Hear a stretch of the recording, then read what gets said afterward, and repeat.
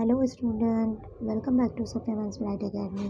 तो जैसे कि स्टूडेंट लास्ट क्लास में हम लोग ने क्या देखा था, हम लोग ने बायोलॉजी के इम्पॉर्टेंट टॉपिक्स देखे थे, ठीक है। और मैंने अपनी वो वीडियो में आपको बोली भी थी कि 2023 बायोलॉजी के मॉडल पेपर विद सोल्यूशन हम लोग देखेंगे। ओके, चलो देखते हैं। Student model question paper 1 biology, हम लोग क्वेश्चन नंबर 2 देखेंगे। आंसर द फॉलोइंग, ये 8 मार्क्स के लिए पूछता है। ओके, तो जैसे कि स्टूडेंट फर्स्ट क्वेश्चन आप देख रहे हैं, name the parts of pistols. Name the parts of pistils which develop into fruits and seeds. Pistols किसको बोलते हैं? मेल रिप्रोडक्टिव ऑर्गन को बोलते हैं। प्लांट के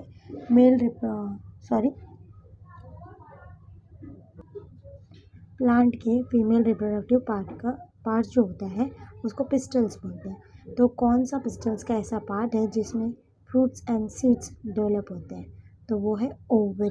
okay, ovary is a part of pistils which develop into fruits and seeds. तो simple आपको लिखना है ovary, OVARY, ovary. Okay, next question, how we can calculate the length of DNA molecule. Length of DNA molecule हम लोग कैसे calculate करेंगे? तो आप क्वेश्चन नंबर 2 देख रहे हैं, length of DNA can be calculate. Length of DNA can be calculate by multiplying the number of base pair with the distance between two consecutive pairs. DNA की जो लेंथ होती है उसको कैसे कैलकुलेट करेंगे? बेस पेयर के number से calculate करेंगे, और वो बेस पेयर का जो डिस्टेंस होता है टू कंसेक्यूटिव बेस, ठीक है। Length of DNA can be calculate by multiplying the number of base pair. हम लोग क्या करेंगे? नंबर ऑफ बेस पेयर को मल्टीप्लाई करेंगे और टू कंसेक्यूटिव बेस पेयर का डिस्टेंस देखेंगे, ठीक है। थर्ड क्वेश्चन देखेंगे। थर्ड क्वेश्चन देखो आपके क्या दिख रहा है, डिफाइन जीन फ्रीक्वेंसी। आंसर देखो, the proportion of an allele. Allele किसको बोलते हैं? अल्टरनेटिव फॉर्म्स ऑफ जीन को एलील बोलते हैं। तो ये allele in the gene pool to the total number of alleles at a given locus is called gene frequency. Allele हम लोग किसको बोलते हैं? एलिल हम लोग बोलते हैं अल्टरनेटिव फॉर्म्स ऑफ जीन को। ये एलिल का जो टोटल नंबर एलिल होता है, ये एक फिक्स पोजीशन पर होता है जिसको लोकस बोलते हैं। इज कॉल्ड जीन फ्रीक्वेंसी, ठीक है। तो जीन फ्रीक्वेंसी किसको बोलते हैं? अल्टरनेटिव फॉर्म्स ऑफ जीन, जिसको एलील बोलते हैं। ये एलील कहाँ पर होता है? जीन पोल पे। और जितने भी टोटल नंबर ऑफ एलीन होते हैं वो एक फिक्स पोजीशन पे होते हैं, इसको हम लोग जीन फ्रीक्वेंसी बोलते हैं। क्वेश्चन नंबर 4 देखो, how epiphytic plants absorb water. Epiphytic plant water कैसे एब्सॉर्ब करता है? एपिफाइटिक प्लांट जो होता है वो उसके रूट जो होते हैं वो ऊपर की तरफ होते हैं, ठीक है। तो वो रूट को हम लोग वेलेमन बोलते हैं। क्या बोलते हैं? वेलेमन। तो ये वेलेमन का जो रूट होता है वो एयर से वाटर वेपर्स एब्सॉर्ब करता है, ठीक है। Epiphytic plant like orchids absorb water vapour from air with the help of epiphytic root. Epiphytic root जो होता है वो एक स्पेशल टाइप का टिश्यू होता है जिसको वेलेमन बोलते हैं, ठीक है। ये वेलेमन क्या करता है? वाटर वेपर एब्जॉर्ब करता है फ्रॉम एयर। तो ये कौन से टाइप का प्लांट होता है? एग्जाम्पल इसका ऑर्किड सिखा रहा है, okay. What is the role of gibberellin in rosette plants, ठीक है। गिबरेलिन का क्या रोल होता है रोसेट प्लांट्स में? गिबरेलिन का रोल, गिबरेलिन एक टाइप का हार्मोन होता है। ये हार्मोन क्या करता है? इलोंगेट करता है, इलोंगेशन ऑफ द प्लांट, ठीक है। आंसर देखो, gibberellin promotes bolting, that is elongation of internodes. ये नोड्स को इलोंगेट करता है। नोड्स को क्या करता है? इलोंगेट करता है। ये इलोंगेशन की वजह से क्या होता है? प्लांट में फ्लावर आते हैं, प्लांट में फ्लावर आते हैं, ठीक है। तो ये रोसेट का एग्जाम्पल क्या है? रोसेट प्लांट का एग्जाम्पल बीट और कैपेज, ठीक है। तो रोसेट प्लांट में गिबरेलिन क्या रोल प्ले करता है? ये रोल प्ले करता है इलोंगेट ऑफ इंटरनोड्स, ठीक है। Name the organ which prevents the entry of food into the trachea while eating. ऐसे ऑर्गन का नेम बताओ जो फूड को ट्रैकिया में एंट्री करने नहीं देता है जब हम लोग ईट करते हैं, खाना खाते हैं तो। इसका आंसर क्या है? कौन सा ऐसा ऑर्गन है? एपिग्लॉटिस। एपिग्लॉटिस एक टाइप का ऑर्गन है जो फूड को एंट्री होने नहीं देता है ट्रैकिया में during eating. Okay, question number 7 देखो, what is ecological hierarchy? Ecological hierarchy क्या है? इसका आंसर देखो, the ecological grouping of organism is known as ecological hierarchy. ठीक है, तो इकोलॉजिकल ग्रुपिंग ऑफ ऑर्गेनिज्म को हम लोग क्या बोलते हैं? इकोलॉजिकल हायरार्ची बोलते हैं। क्वेश्चन नंबर 8 देखो, define ecological succession. Ecological succession क्या है? The gradual and predictable changes in the species composition. जो स्पीसीज है उसके अंदर जो ग्रेजुअली चेंजेस आता है, ठीक है, एक पर्टिकुलर एरिया में, उसको इकोलॉजिकल सक्सेशन बोलते हैं। तो ये 8 मार्क्स के लिए 8 क्वेश्चन पूछता है। ठीक है, सेक्शन बी देखते हैं। सेक्शन बी आपको 16 मार्क्स का पूछता है। इसमें आपको 8 क्वेश्चंस अटेम्प्ट करने होते हैं। ठीक है, और हर एक क्वेश्चन के लिए 2 मार्क्स होता है। तो फर्स्ट क्वेश्चन, क्वेश्चन नंबर 3 देखो, enlist the adaptation in chiropterophilous flower. Enlist the adaptation in chiropterophilous flowers. इसका आंसर हम लोग देखते हैं। आंसर देखो, अडेप्टेशन इन कायरोप्टेरोफिलस फ्लावर्स। ये कायरोप्टेरा क्या होता है? ये फ्लाइंग ऑफ मैमल्स, एक टाइप का फ्लाइंग मैमल्स है, जैसे कि बैट, एग्जाम्पल बैट होता है। ठीक है, तो इसके आंसर में क्या देखेंगे हम लोग? ये इस टाइप का जो बैट है वो उसकी अडेप्टेशन क्या है देखते हैं। तो ये इस टाइप के फ्लावर्स की अडेप्टेशन क्या होती है, ये कैसे है, इसके कैरेक्टरिस्टिक्स देखेंगे। फ्लावर्स कैसे होते हैं? डल कलर होते हैं with strong fragrance, fragrance strong होता है। सेकेंड पॉइंट, ये सिक्रीट करते हैं नेक्टर। नेक्टर मतलब क्या होता है आपको पता है? जो जूस होता है उसमें फ्लावर के अंदर। थर्ड पॉइंट देखो, flowers produce large amount of edible pollen grain. Flowers क्या प्रोड्यूस कर रहा है? पोलन ग्रेन भी प्रोड्यूस कर रहा है। फोर्थ पॉइंट क्या है? Chiropterophily is shown by plant like. Chiropterophily किस टाइप के प्लांट होते हैं? जैसे कि Anthocephalus, cadam tree and Adansonia, baobab tree and Kigelia sausage tree. ठीक है, तो इस टाइप के जो ट्री होती है उसको कायरोप्टेरोफिली बोलते हैं। मीन्स जो बैट होते हैं वो इस फ्लावर्स के ट्री पर, इस फ्लावर्स का प्लांट पे अप्रोच करते हैं। ठीक है, तो adaptation in chiropterophilous flower. Question number 4 देखो, differentiate between monohybrid cross and dihybrid cross. Monohybrid dihybrid बहुत ही इंपॉर्टेंट क्वेश्चन है, आपको इसके नोट्स भी पूछ सकता है या फिर इसका डिफरेंस बिटवीन भी पूछ सकता है।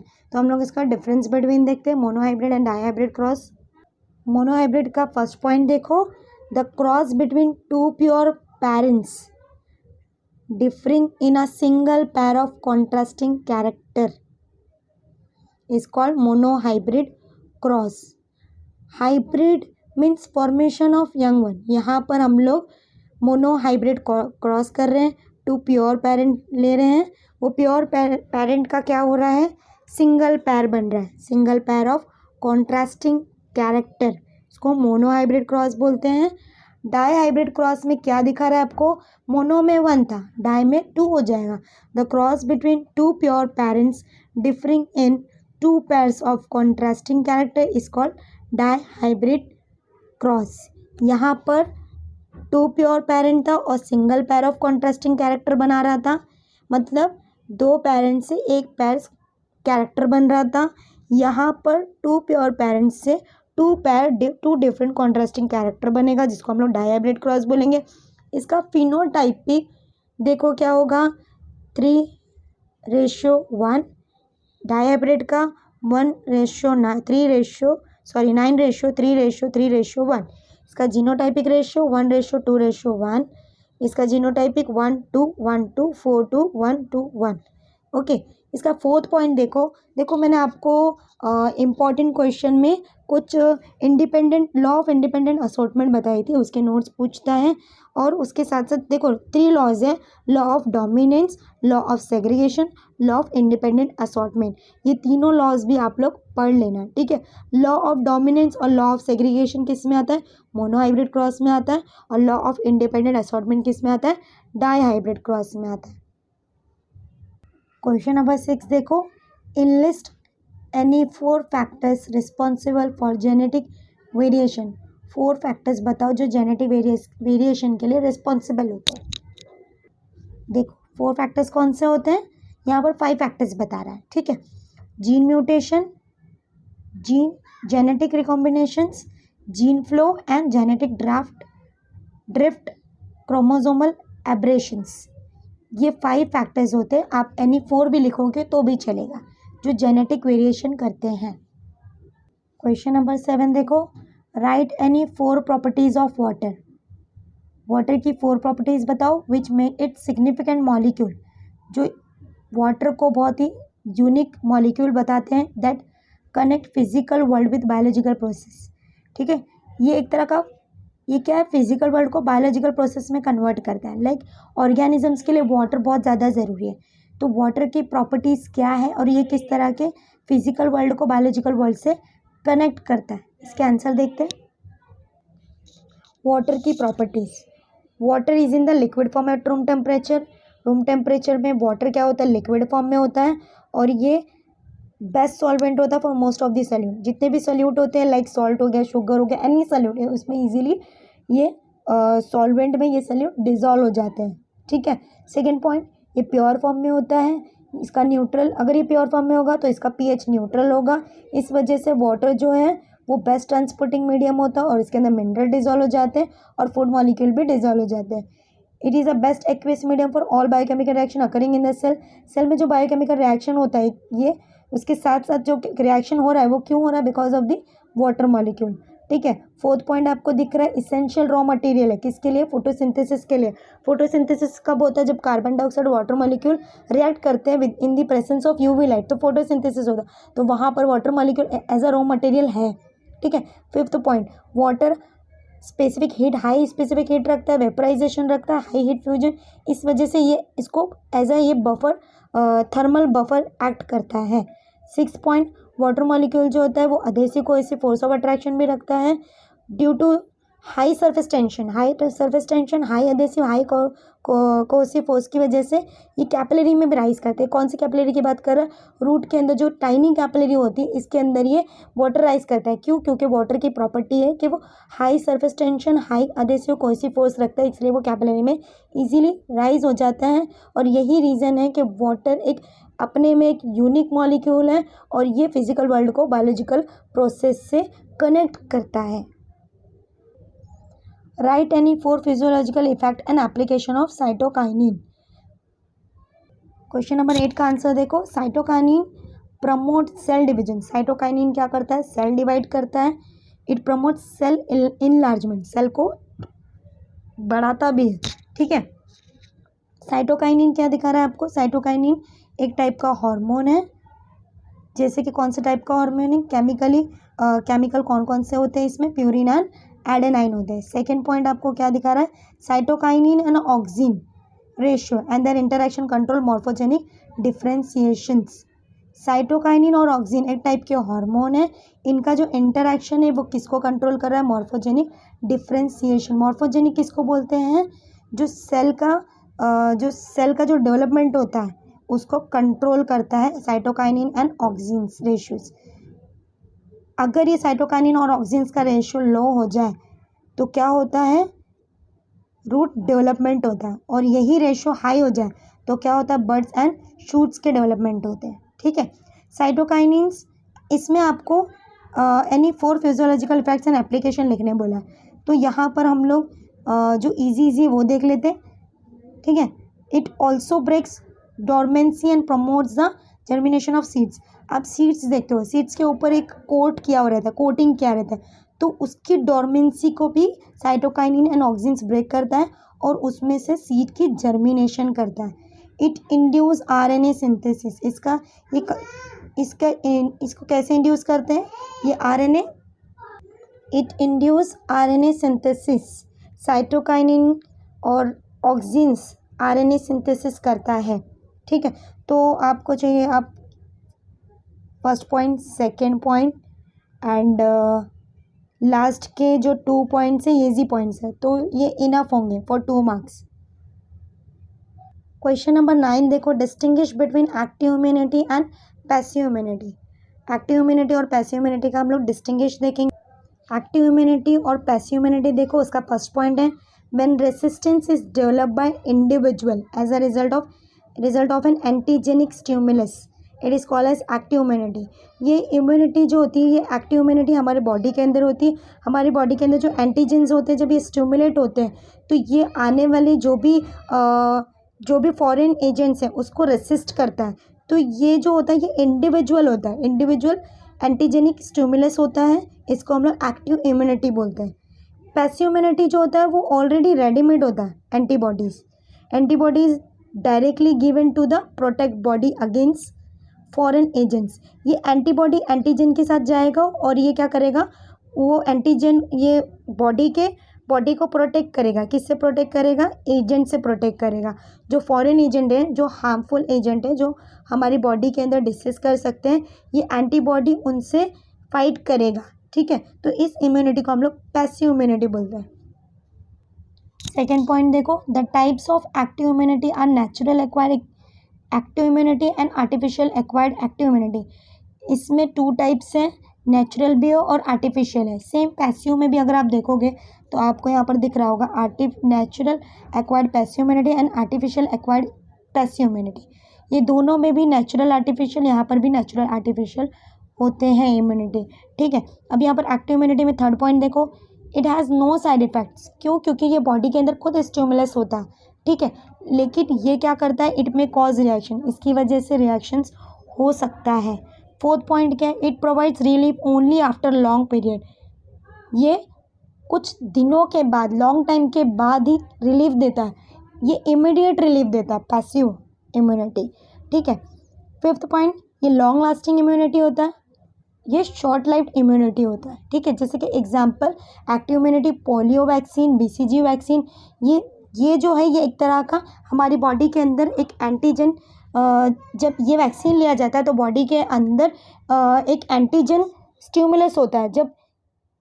जब ये फॉरेन पार्टिकल्स हमारी बॉडी के अंदर आते हैं तो वो एंटीजन स्टिमुलेट करते हैं और उनको क्या करते हैं, डिस्ट्रॉय करते हैं।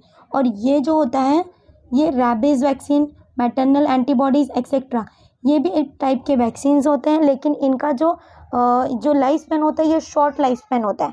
ठीक है, तो ये वैक्सीन जब हम लगाते हैं तो हमारी बॉडी के अंदर एंटीबॉडी रेडी हो जाता है। ये एंटीबॉडी क्या करते हैं, सेम आने वाले जो भी फॉरेन पार्टिकल्स, जो भी फॉरेन एजेंट है उससे फाइट करता है और हमारी बॉडी को प्रोटेक्ट करता है।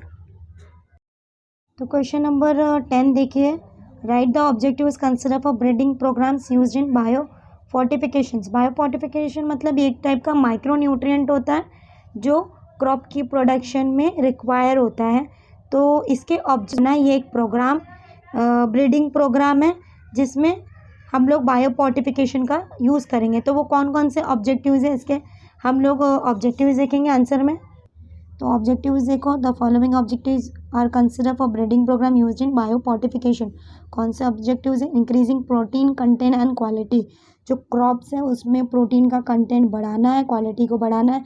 सेकेंड पॉइंट देखो, increasing oil content and quality, means oil के कंटेंट को बढ़ाना है, क्वालिटी बढ़ाना है। थर्ड पॉइंट क्या दिख रहा है आपको, इंक्रीजिंग विटामिन कंटेंट। फोर्थ में increasing micronutrient content and quality. तो these are the objectives which consider for breeding program use in biofortification. Biofortification मतलब माइक्रोन्यूट्रिएंट का यूज़ करेंगे for the best quality of crop. Question number 11 देखो, draw neat and label diagram of steps involve in PCR polymerase chain reaction. आपको ये diagram draw करना है जिसके लिए आपको 2 मार्क्स मिलेंगे। यहाँ पर 1 कॉपी ऑफ डिज़ायर जीन्स, ये जीन्स की कॉपी है। यहाँ पर ये क्या होगा, यहाँ पर डीनेचुरेशन होगा 90 to 98 डिग्री सेल्सियस पे ये डीएनए स्ट्रैंड सेपरेट हो जाएगा।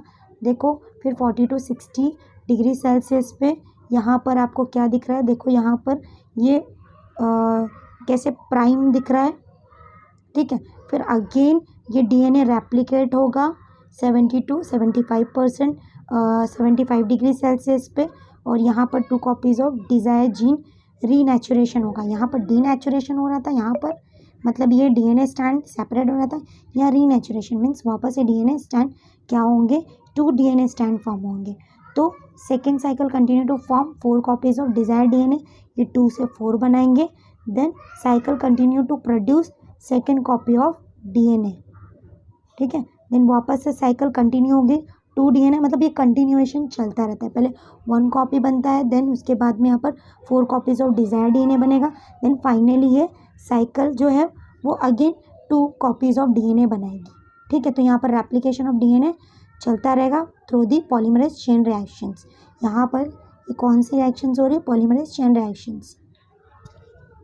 क्वेश्चन नंबर 12 देखो, give reason adaptation in living being with the different environment serve as basis for diversity। देखो डाइवर्सिटी वाला आंसर आप खुद भी लिख सकते हो, फिर भी हम लोग इसके नोट्स देख लेते हैं कि एडेप्टेशन इन लिविंग बीइंग, जो डाइवर्सिटी होती है हमारे अर्थ पे जो लोग रहते हैं, ह्यूमन बीइंग रहते हैं, सबका अडेप्टेशन अलग होता है, ठीक है।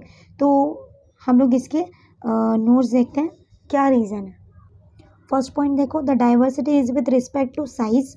डाइवर्सिटी साइज के ऊपर डिपेंड होती है, माइक्रोस्कोपिक टू माइक्रोस्कोपिक, जैसे कि शेप हो गया, कलर हो गया, मोड ऑफ न्यूट्रिशन, हैबिट क्या है उनकी, रिप्रोडक्शन कैसी है, मोर्टालिटी क्या है, duration of life cycle span क्या है। सेकेंड पॉइंट में आपको क्या है, this is due to attempt of living being to accommodate with different environmental condition. जैसे कि लोग अलग अलग इन्वायरमेंटल कंडीशन में रहते हैं, कुछ लोग राजस्थान में रहते हैं, कुछ लोग कश्मीर में थे, लाइक क्लाइमेटिक हो सकता है, एडेफिक हो सकता है, topographic, geographic etcetera situation solely for their survival and perpetuations, ठीक है। ये आप थर्ड पॉइंट देखें, in doing so living organism adapt themselves to overcome different situation. इस वजह से ये अडेप्टेशन की वजह से लिविंग ऑर्गेनिजम्स डिफरेंट सिचुएशन पे स्टे कर लेते हैं and thus develop distinct but different features and that has led to diversity in them. ये अलग अलग अडेप्टेशन होने की वजह से इनके अंदर डाइवर्सिटी भी आ जाती है। और फोर्थ पॉइंट क्या है, the diversity in features become infuse in the life cycle. और ये जो डाइवर्सिटी है इनके लाइफ में क्या होती है, इन्फ्यूज हो जाती है। Hence adaptation in living being with different environment serve as a basis for diversity. ये एडेप्टेशन जो होता है लिविंग बीइंग के अंदर, ये अलग अलग इन्वायरमेंट की वजह से होता है, जिसकी वजह से ये serve as a basis for diversity. ये जो डाइवर्सिटी है वो डिपेंड हो रहा है अडेप्टेशन।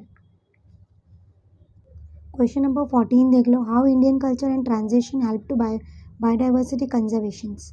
हम लोग किस तरह से इंडियन कल्चर और ट्रेडिशन कैसे बायोडाइवर्सिटी को कंजर्व कर सकती है, हेल्प कर सकती है, ठीक है। तो ये भी चैप्टर बायोडाइवर्सिटी का है, ये आंसर मोस्टली आप लोग लिख सकते हो, ठीक है। फिर भी हम लोग इसकी नोट्स देखते हैं। फर्स्ट पॉइंट देखो, Indian culture is always connected with nature. हमारा जो कल्चर है और ट्रेडिशन है वो ऑलवेज हम लोग नेचर से कनेक्ट होते हैं। Rituals are laid down to protect biodiversity, ठीक है। Second point, in many cultures stretches of forest were set aside and protected in the name of almighty which are called sacred groves. जितने बहुत सारे cultures में क्या होता है, बहुत सारे लोग फॉरेस्ट की तरफ रहते हैं, बहुत लोगों से अलग रहते हैं और प्रोटेक्ट रखते हैं खुद को, ठीक है, जैसे कि जिसको हम लोग सेक्ट ग्रुप्स बोलते हैं। Third point, such sacred groves are found in Khasi and Jaintia hills in Meghalaya. ये लोग कहाँ रहते हैं, इन लोग खासी और जैंतिया हिल्स मेघालय में रहते हैं, वेस्टर्न घाट में रहते हैं, महाराष्ट्र कर्नाटक के रीजन में रहते हैं, Aravallis hills Rajasthan, Bastar and Chanda and Surguja areas of Madhya Pradesh. ये सेक्ट ग्रुप्स जो होते हैं वो अलग अलग स्टेट में रहते हैं। Sacred grove serves the only chance of survival for some endangered varieties of animals. Sacred grove जो होते हैं उनका वो क्या कर रहे हैं, जो बचे हुए एनिमल और प्लांट स्पीसीज़ हैं उनको क्या कर रहे हैं, वो उनको उनकी सर्वाइव के लिए ये उनको क्या कर रहे हैं, वैसे स्पीसीज को डिस्ट्रॉय करने नहीं दे रहे। Tribals do not allow to cut even a single branch of tree from sacred groves. जंगल का एक भी ट्री वहाँ के जो ट्राइबल्स है वो कट करने नहीं देते हैं।